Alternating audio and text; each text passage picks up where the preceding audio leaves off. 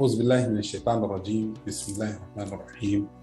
In the name of Allah, the most gracious, most merciful, praise and blessings of Almighty God be on the seal of Prophets Muhammad sallallahu alaihi wasallam, his companions, and all those that follow his footsteps from now until the day of recompense. Today, we're going to look at what causes GDP growth to fluctuate.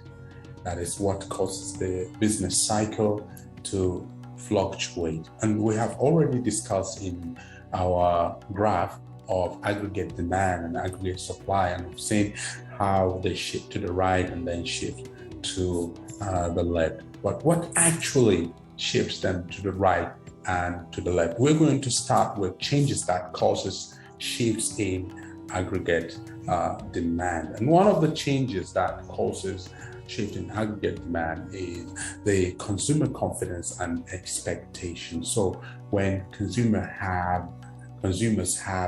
whenever consumers have less confidence and some expectations about the future of the economy, they might decide to spend less, save more, and that will cause an aggregate demand to shift to the left instead of to the right, and that will lead to unemployment, a decline in GDP, unemployment, recession, and then also we'll see less inflation, but that's the effect.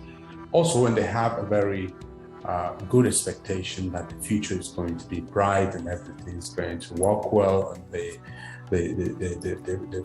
seen a sign that the economy is going to do well, and they don't have anything to worry about. They can spend their money, they can still get more. So they consume more because consumers play a vital role in growth of the economy or in the GDP growth. Another thing is the investors' or business confidence and expectation. So if investors do have confidence in the business cycle, in the economy as a whole, they will tend to invest more. They will borrow more money and they will invest more into the economy. That will shift that will really increase the aggregate demand to the right, and because they need more money, they get more money, and they're investing that money into the economy. So they go to the bank and get more and more of money in order to invest into the economy. Likewise, if they fear that the economy is not going to do well, so they might tend not to borrow, they might tend not to invest, they might cancel some of their investment plans and decide not to invest into the economy, as aggregate demand is going to go down. Now you have interest rates changes. This will affect both the consumers and investors. Interest rates, whenever the interest rates goes up, then investors might not be willing to invest more into the economy, borrow more. Interest rates going high, that we're going to discuss in detail in the monetary policy. Interest rates goes high, then the consumers might tend to consume less at the same time, because interest rate tends to go higher and higher. So you also have the new products and new technologies. So when we talk about new product and new technologies, if an economy or a country produce something, or in that country there is a new invention. If there is a new invention or product in a particular country, consumers might want to buy that new product. They might want to try it. They might want to go and buy it. And if it finds its way to the market and get accepted by the consumers, what do you think will happen? What will happen is that businesses are going to open more and more factories and employ more people. That will shift the aggregate demand to the right and lead to the growth and development of the economy, as well as the export maybe, if that same product that has been, invented find its way out of the, country to other countries that are interested in that same product. For example, you take Apple, you take Samsung, you take some of these products. People are interested to buy some of these new invention, new products, that will cause the aggregate demand to shift to the right, definitely, because more money will come into the economy and people will get more jobs to do.